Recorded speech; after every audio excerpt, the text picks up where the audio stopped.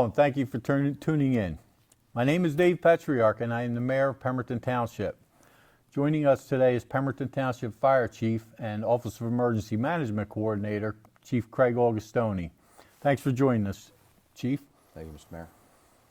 I want to discuss today's current status as it relates to the COVID-19 outbreak and the impact it is having on our community and the services that we provide. As of this date, we have no known positive cases of COVID-19 in Pemberton Township. And I repeat that, we have no known cases. That's tested and come back positive. First, let me assure you that my administration has been monitoring this outbreak since it was first reported by the federal government. And we have been continuously updating our operations to conform with the best practices being given to us by the CDC and the New Jersey Department of Health through the Governor's Office. The same information that we are using to guide us daily, our daily decisions, can be found on the Township's webpage.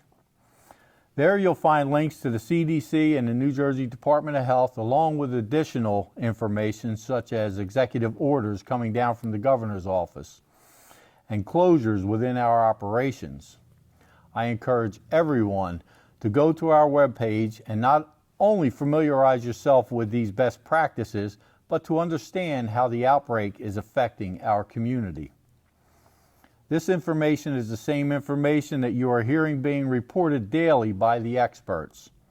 I encourage everyone to use this platform as the means of obtaining factual information and refrain from going on social media where many are being misguided with false information. The one thing that all the experts seem to agree on with this virus outbreak is that it is spread by person-to-person contact. This also includes person-to-surface-to-person contact, meaning that the virus will live for a period of time on common surfaces and can be spread by an infected person just touching an object such as a doorknob or handrail after, say, coughing in their hand, and the next person coming along and touching the same doorknob and then touching their face.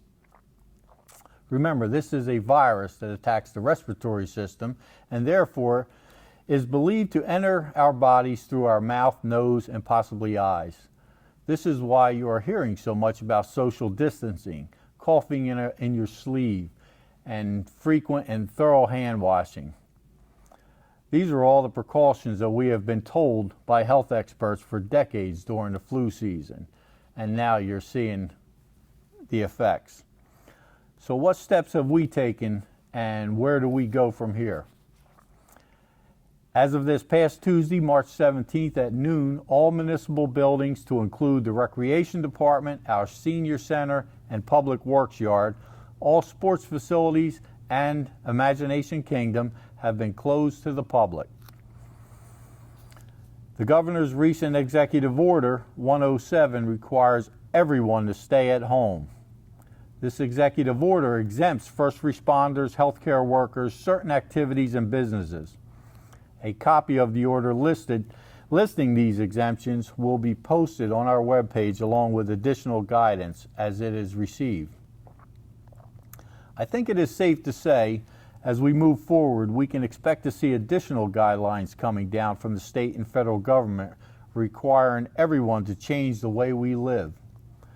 I hope that the recent order by the governor has awakened the doubters as to how serious this situation really is. There are some who may feel that they have a right to do as they please, but let me just say that none of us have a right to compromise the lives of someone else. Our first responders, healthcare providers, and essential service providers are taking tremendous risk every day so the rest of us can be safe and still receive the essential services that we often take for granted, and all they ask for is for us just to stay at home.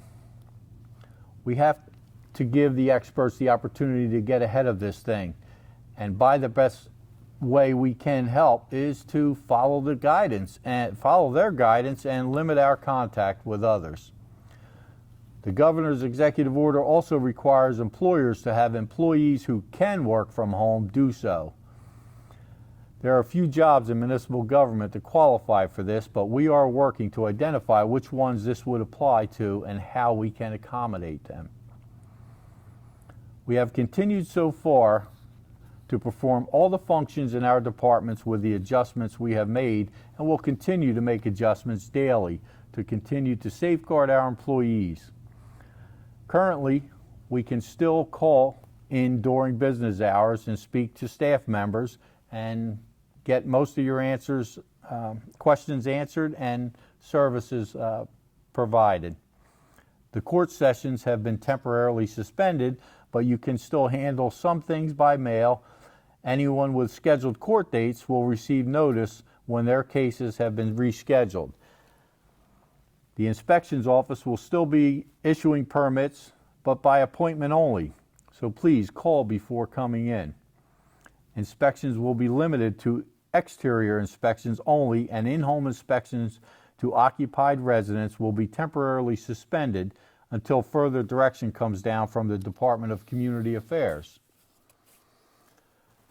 Payments can still be made to the township for taxes, water, sewer, and trash by mail or electronically. Although we are temporarily suspending late fees and foreclosures, late fees incurred prior to the outbreak will still be in effect. The clerk's office is still taking marriage license, but by appointment only. Dog licensing is temporarily suspended. Our DPW will still be out servicing the infrastructure within our community. They have been instructed to refrain from contact with the public except for extreme circumstances. When possible, employees are being assigned tasks that only require minimal contact with other employees also. We are practicing social distancing and have increased our routine cleaning to more frequent disinfecting. Our police are still performing their duties and have made adjustments in accordance with the Attorney General's guidelines regarding limited contact with those they come in contact with in the performance of their job. We will continue to provide municipal services daily as long as possible, but as this outbreak continues and progresses, we may be forced to make adjustments that limit our staff to a bare minimum just to keep the most essential services in place. I can tell you that the township is on top of this as much as any municipality can be with what we have to deal with, but there's a lot more going on and outside of our control. I can tell you we have the best staff on board that will make sure that our residents continue to get the services that we need, and when we have to go into another level of emergency status here, we have the right people in place. That includes our Office of Emergency Management, which will at some point set up an EOC, an Emergency Operations Center. That is handled by our coordinator, Chief Augustoni. And at this time, I'd like to turn it over to Chief Augustoni to give us an update as to where we are with emergency management and what we can expect going forward. Chief? Thank you, Mayor. Good afternoon, residents. Mayor, a lot of good information that Mayor Patriarca just shared with us. Take heed to the information coming out of our elected officials. As he alluded, this is not a joke. This is real. This is happening, and a lot of our communities around us are being affected. So far, as the mayor pointed out, we have no confirmed cases, so we're doing pretty good as that goes. We're ramped up and ready to go. I just want to share a few things with you, if I may. I said the mayor outlined our mission and has been giving us direction every day and where he wants to take this, and he's certainly offered all of his support that he can, and we appreciate that.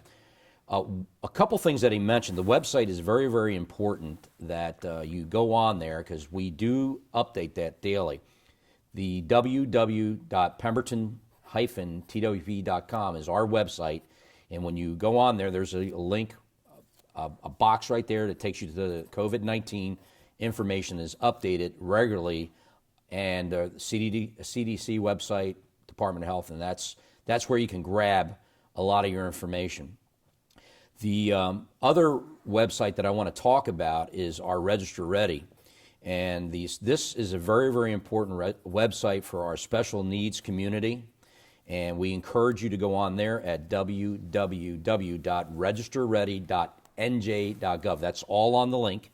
That'll take you right there. You can register. There's instructions how to do that.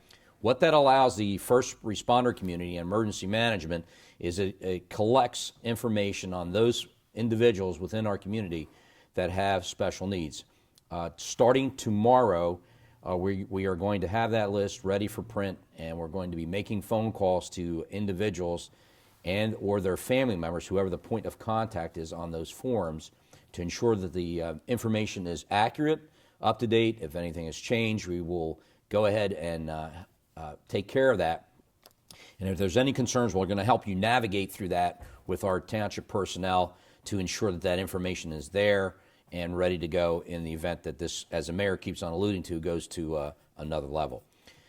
Another website that is very, very important is our community notification system, which is Nixle. A lot of you guys are on it, but if you're not on it, you need to get on it. This is how we get out information besides our website instantaneously. If something comes down, we can get this message out. It normally gives you an alert either on your phone, text, or actually sends a message to your computer and to your home. That is www.nixle.com. Once again, that is all on our website and updated. Some other things, we will be reaching out and working with our faith-based partners to see how they can help out with non-emergency missions. We do this on a routine basis, such as checking on the elderly, possibly shopping for them, providing them meals, in concert with our Board of Education. So we have a great relationship with our community, faith-based community. So we're looking to make that a little bit more robust and make sure that we're ready to go. Our CERT team, which is the Community Emergency Response Team, is on standby and ready to perform a lot of non-emergency response functions, although they are a major component of the emergency management system. These folks relieve us to do the administrative work and allow your first responders to go out and handle the emergency. And it's a good time to think about becoming a member of our CERT team, and this is a time for all citizens to join up and help, and that's a good group of people. You can find that information on our website. Our township's first responders are prepared as usual 24/7 to meet the needs of our community. We do that every day. We are ready. We have been briefing our folks regularly, taking care of our equipment, making sure that it's safe and clean for your family if you need us. I would like to discuss some precautions that have been put in place for our safety. When you call 911 now for a routine emergency, if you are displaying, you're going to be asked questions, and if you're displaying any symptoms of the COVID-19, we will be given instructions as to, or a signal that there is a possible case there. When we get there may be a little different way we handle business. Probably one EMT or firefighter is going to approach the house and confirm the questions that were asked. We may hand you a mask. Now, if you're having a true medical emergency, we're just doing business as usual, and we'll deal with it later. But if you're calling because you're not feeling well or other things, and we have a checklist that they're going to go down. So normally when you dial 911, they get the questions answered real quick, but they're going to go into some other questioning if you can be symptomatic. And this is, as the mayor's alluding to, protect our first responders that would eventually have to come out and deal with you. So you want us protected so that we can come out and do our job. If you are symptomatic, if you feel ill, and you don't know what's going on, first, please call your physician. If you're not having a medical emergency, if you're having a medical emergency, call 911 and we're coming. But if you feel sick or think that you have the virus, as everybody's been telling you, you should be calling your healthcare provider first, and they'll give you instructions. Also, if you have any particular questions that we haven't answered, particularly on the emergency management level, feel free to email me at firechief@pemberton-twp.com, or you can go to our website, go to the fire department portion, scroll down, and my link is right on there. Drop me an email, and I'll get back to you with the best answer that I can. Our office along with the county and the state Office of Emergency Management, continue to monitor this event. We will provide you with the necessary information that is in the most timely manner that we can. If something comes up, we're working closely with our mayor to make sure that those missions are still completed. So once again, if take away anything, go to our websites and they will guide you through this. And if there's anything pertinent, you got to get on that Nixle. If you have a special needs, please register to get that information to us, and we'll all get through this together. I'm confident in a lot of things we've put in place. So, Mayor, thank you for this opportunity to speak to our public, and I appreciate it very much. Thank you, Chief. One thing I want to emphasize is caution and not panic. It's not a time to panic. It's a time to be cautious. Follow the experts' advice. And something that, the Chief and I have been talking about and we're working through, he mentioned his emergency responders, the first responders, and one of the things we've all been hearing is the shortage of supply that they're running into in their PPEs, their personal protection equipment, and mainly the N95 masks that are out there. If you're a business, if you're someone at home, a novice, carpenter or a mechanic that may have a quantity of these masks and you can donate them, that would greatly help our first responders. We believe that there is a supply coming. I know we've been hearing the president ordering these masks coming in. There's millions of them being ordered, and they will make their way down to us, and probably soon, but this is something that could really be of help now. And if you have this in your garages, in your businesses that you can afford to just let go, we would greatly appreciate it.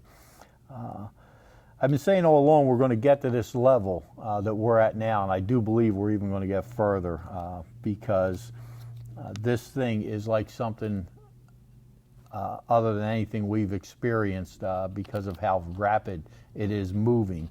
And then not only rapidly moving in the sense of the virus itself, but also in the decisions that are being made and the impact it's having on our lifestyles, daily lifestyles. So we have to be patient, we have to be cautious, but we can't panic because that will change everything. You can't go into panic mode during a crisis. You won't get the results that we're all trying to get. I've worked with the chief here for many years, and on many emergencies. I've been in the EOC with him on numerous occasions, emergency situations in the past, and I'm confident that when, and I say when and not if, emergency management is activated, as I see things heading in that direction, our residents will have the best of personnel in the EOC guiding us. Again, I direct everyone to monitor our webpage for the most current information and helping by following the guidance of the experts. By following the advice of the experts and practicing social distancing, frequent hand washing and disinfecting, as hard as it is, refraining from touching our face should allow us to get through this much quicker and will help to keep those on the front lines safer as they work to protect us. Let us keep the victims of this virus and their families, along with all of our first responders and healthcare workers, in our prayers and encourage others to do the same. Thank you for joining us, and as we learn more, we will be certain to pass it on to each of you.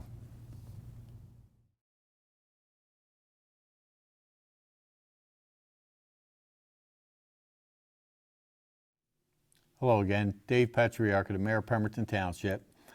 In my previous message, I had reported that we had no COVID-19 positive tests come back as of that time. Since then, we have received information from the Department of Health that we do now have one positive case here in the township, currently being quarantined, and That is all the information that we're given at this time.